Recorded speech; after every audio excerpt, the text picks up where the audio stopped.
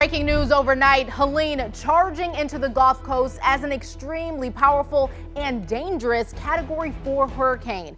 But the storm is far from over. It's still churning up catastrophic storm surge and barreling north as we speak. And as the storm heads inland, we're looking at its impacts here and the rain it could bring for Metro Detroit this weekend.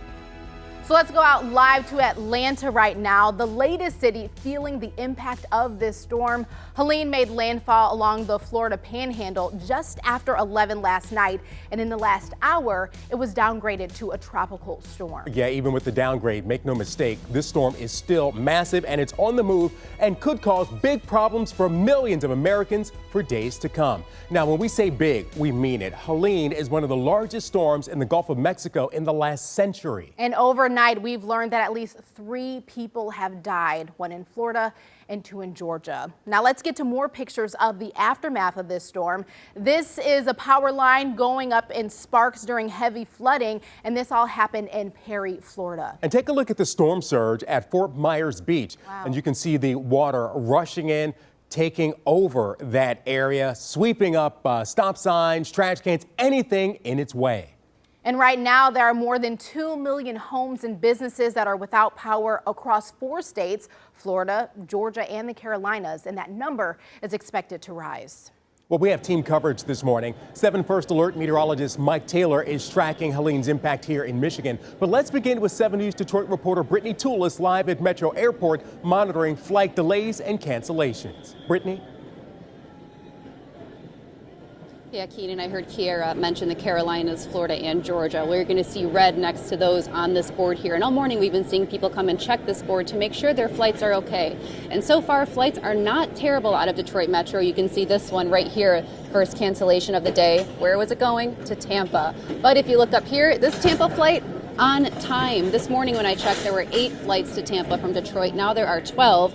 And if you look here, you can see some canceled, but we got some scheduled, so they were added on time. We're going to go through a list of canceled here, but if you're flying out in the late afternoon, you're looking pretty good. On time, and scheduled. So it's not a terrible situation here for people heading to Florida.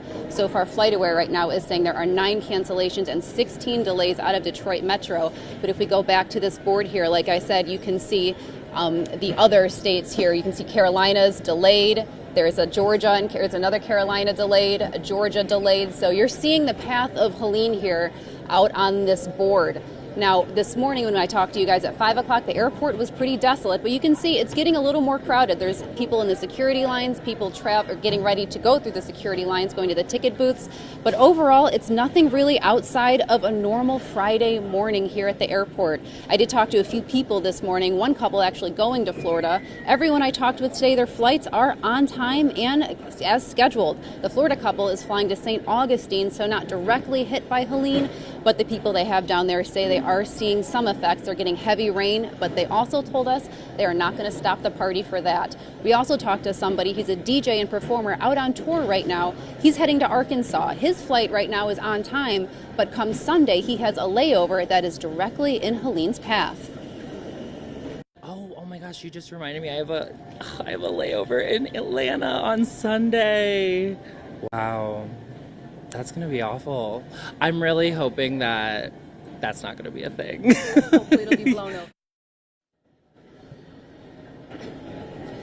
Now, nationwide, a lot of these delays and cancellations happened Thursday prior to Helene making landfall.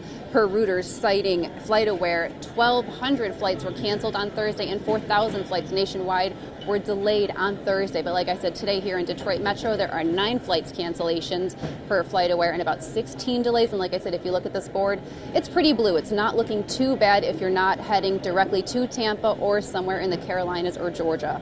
But right now, like I said, we're going to be monitoring this situation all morning, and we'll get back to you if anything pops off here. But it's looking like a pretty normal Friday for everyone taking off out of Detroit Metro. For now, live at Detroit Metro Airport, I'm Brittany Toulis for 7 News Detroit this morning. Yeah, Brittany, from your last hit to this hit, you can actually hear the increase in the hustle and bustle there at Metro. So things are moving there in Romulus. Brittany Toulis live at Metro Airport. Thank you, Brittany. Well, volunteers from Michigan are already on their way to the storm zone to lend a hand. 16 volunteers with the American Red Cross Michigan region are being deployed to Florida's Panhandle. They'll help out with emergency shelters, delivering hot meals, and providing relief supplies. Michigan Humane is also sending in help. They're sending animal search and rescue teams from southeast Michigan, and they'll be on hand to deal with the aftermath. Now let's get right to 7 First Alert meteorologist Mike Taylor. Mike, where is Helene now? And importantly for us, what kind of impacts do we expect that storm to have here in Metro Detroit? Helene is just to the southeast of Atlanta, but it's moving very quickly to the north at 30 miles per hour. So this is actually a fortunate situation because that means regardless of which areas it's impacting, it's not going to stick around for long. Winds, though, 70 miles an hour, the gust 90 miles an hour, and this is as of the 5 a.m. update from the National Hurricane Center. So even though the storm is no longer a hurricane, it's still causing some issues. But let's talk about local impacts.